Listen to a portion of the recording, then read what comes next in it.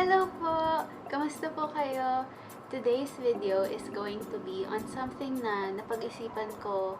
Gusto kong mapanood siya sa YouTube, pero konti lang yung gumagawa pa lang sa mga nakikita ko. Yung tanong na, aling mga lipstick yung mga food-proof, na kahit kumain ka ng kumain, lamon ka ng lamon, nandun pa rin siya after. So ngayon, titingnan natin yung mga lipsticks na galing Shopee. Diba, ang mumura nila, nasa under 100 pesos, ganyan. So, sure ba talaga? Pero anyway, magta-try tayo from the brand na Sassy Lady. Says Lady. Basta yung may lady.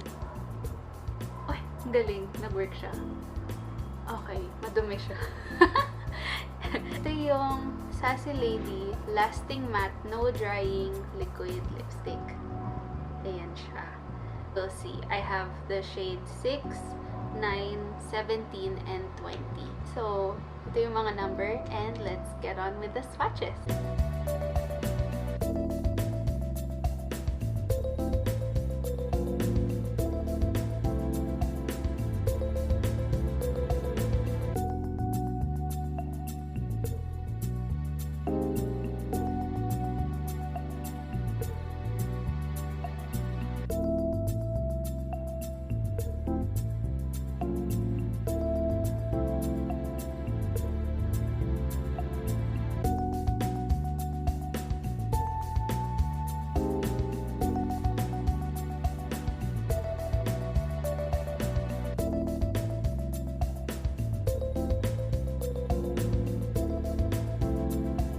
I put number 17 on my lips and nag-dry na siya.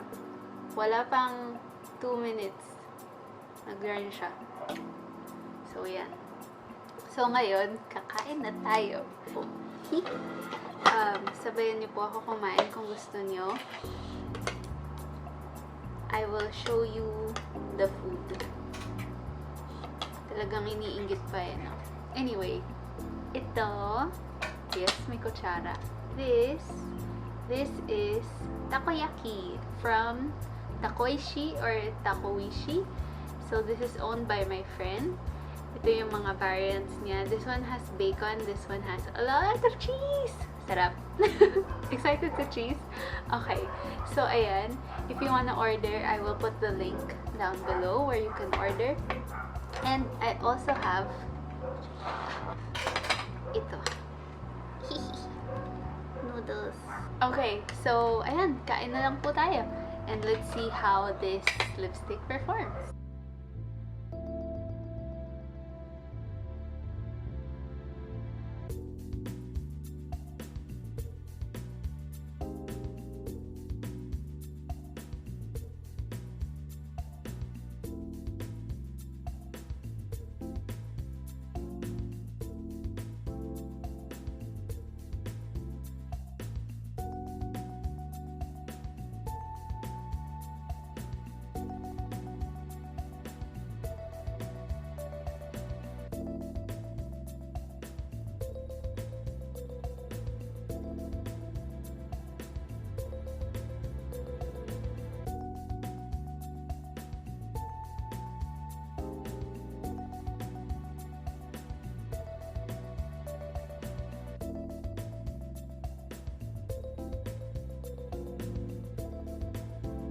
Tapos na tayo kumain. So, ito na yung lips ko. Wait lang. Yung pinaka-inner yung natanggal lang. The rest is okay.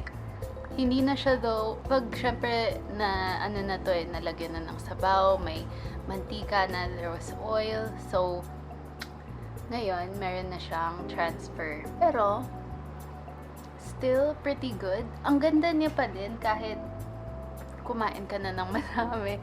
Parang nag-iiwan siya ng stain sa lips.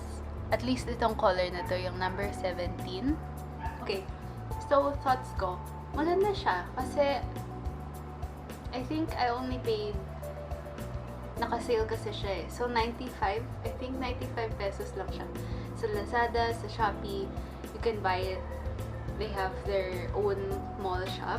And lagi silang naka-sale. From what I saw, parang lagi silang naka-sale. crazy. Which is amazing. Crazy amazing. Foodproof ba siya? I think okay na okay siya if you want to, if medyo careful kayo kumain, ganyan, yung parang, yung parang ba? Pero, if careful naman kayo kumain, hindi masyado mawawala yung inner part. Pero other than the inner part, okay siya. It stayed on my lips. The color is still there. Hindi siya nagkaroon ng, parang yung namumuo-muo, ganun. May lipsticks kasi na ganun. So, I think it's a very good lipstick for the price. Very, very nice. Okay? I will be trying out more lipsticks. Also, local, I'll be trying local lipsticks for their food-proofness. And, ayun. I hope this entertained you. And if you're like me, na gusto mo lang kumain ng kumain and hindi mo kailangan isipin lipstick mo, this is pretty good. So, ayun. I hope you guys enjoyed and please stay tuned for my next video. Bye!